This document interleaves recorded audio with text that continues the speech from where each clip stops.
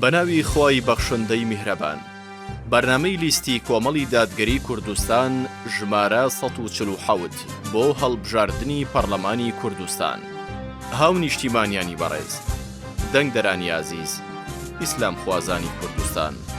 کۆمەڵی دادگەری کوردستان وەک هێزێکی سیاسی کاریگەری سەرگۆڕەپانی کوردستان هەمیشە خۆی لە بەرەی میلەت و خەڵکانی مافکورا و ستەملێکراوی کوردستان دابینیوەتەوە،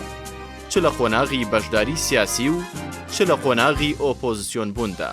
بە پرۆژە و دەستپێشخەری سیاسی و بەرنامەی گونجاو و پێشکەوتوو. بەردەوام داکۆکیکاری سەرسەخت بووە لە مافە مادی و مەعنەویەکانتان، هەروەها بامانجی هێنانەدی دادگەری و خۆشگوزەرانی و خۆشبەختی بۆ تەواوی خەڵکی کوردستان بەبێ جیاوازی و ڕاستکردنەوەی هەڵە و گەندەڵی و ناڕێکیەکانی پرۆسەی بەڕێوەبردن و حکوومەتداری لە هەرێمی کوردستان هەمیشە لە پێشەوەی هێزە سیاسیەکانی دیکەوە بووە.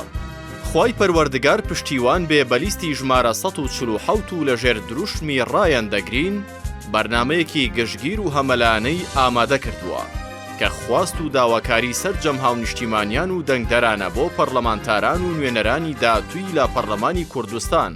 تێکڕای خاڵ و بەرگەکانی ئەم بەرنامەیە لە بەرژەوەندی ئێوەی هاونیشتیمانی ئەم هەرێمەدان و لە پێناو چارەسەری سیاسی و ئابووری و خزمەتگوزاریەکان و کۆتاییهێنان بەستەم و قۆڕەکاری و هەژمۆنی گروپ و بنەماڵە دەسەڵاتدارەکانی هەرێمی کوردستان ئامادەکراون.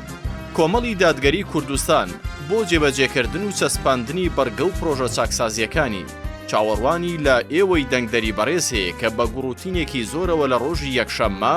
20 دەی 2024 بەشداری بەرفراوان لە هەڵبژاردننی پەرلەمانی کوردستاندا بکەن و بەو بەشداریەتان ئاواتی ستەمکار و ناحەزان تێک بشکێن و دەنگەکانتان بدەن بە لیستی ژمارە 147 کۆمەڵی دادگەری کوردستان و کاندیدەکانی دەست لە دەست و قووەت لەخوا لە پێناو سەرخستنی ئەم بەرنامەیەدا.